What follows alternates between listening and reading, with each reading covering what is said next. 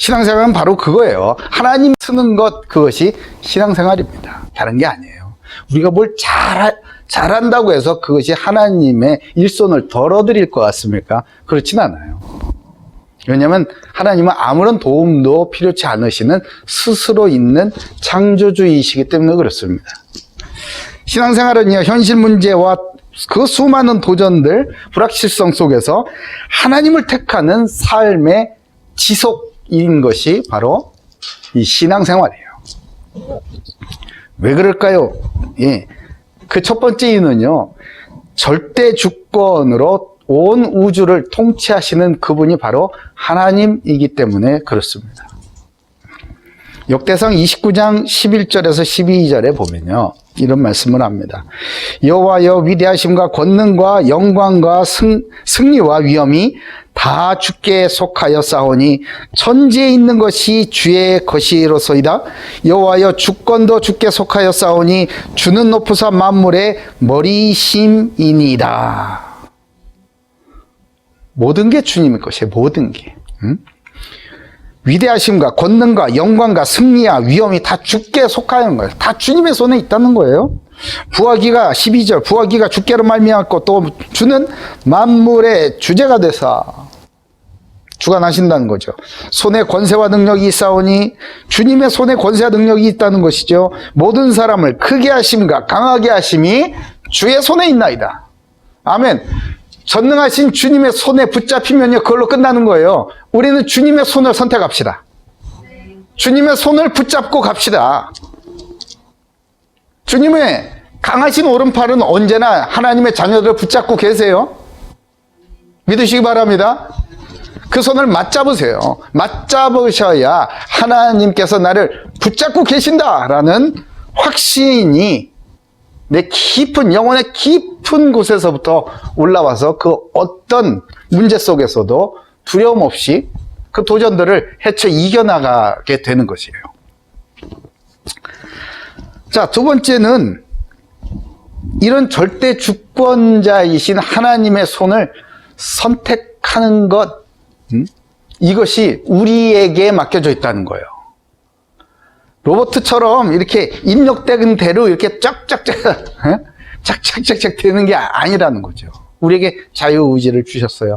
모든 것을 다 예비해 놓으시고 우리에게 나를 선택하거라. 내가 쥐고 있는 이 손잡이, 이쪽 편에 서거라.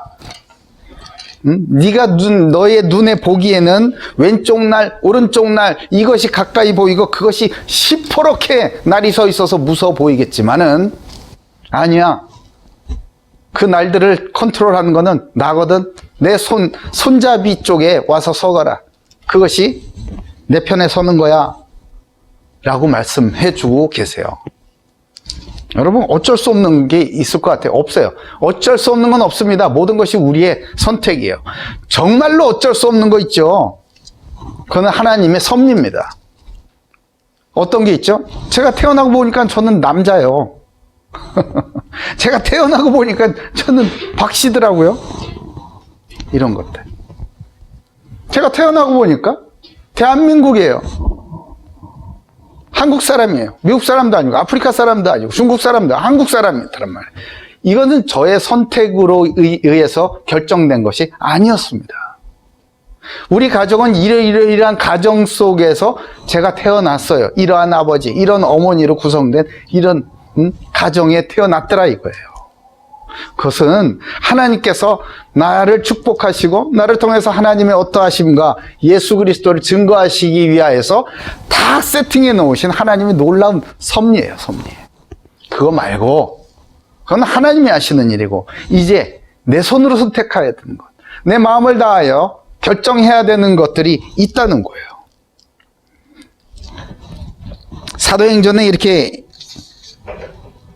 말합니다. 베드로와 사도들이 대답하여 이르되, 사도행전 5장 29절이에요.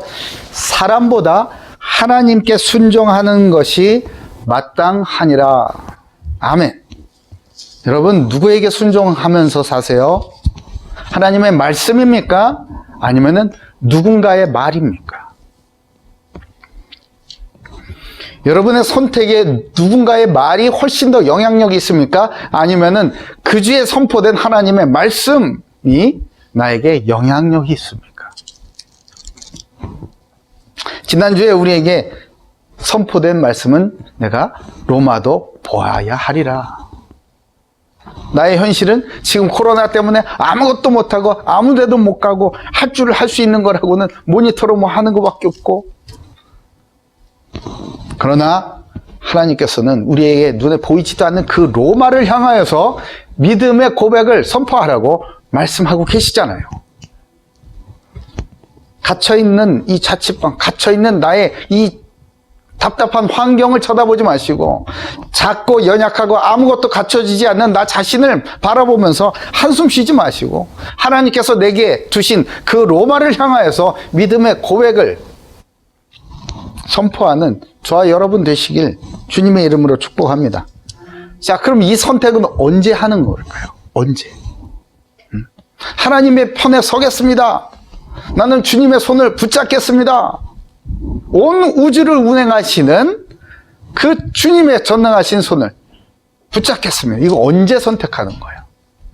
바로 오늘이에요. 바로 지금 결정하는 거예요. 지금. 성경에서는 늘 우리에게 그것을 주지시켜주고 계십니다. 여호수아서 24장 14절에서 15절에요.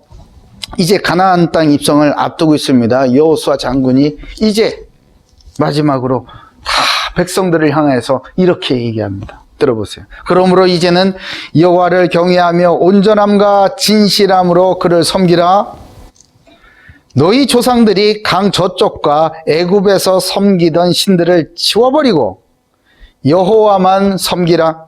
만일 여호와를 섬기는 것이 너희에게 좋지 않게 보이거든 너희 조상들이 강 저쪽에서 섬기던 신들이든지 또는 너희가 거주하는 땅에 있는 아모리 족속의 신들이든지 너희가 섬길 자를 오늘 택하라.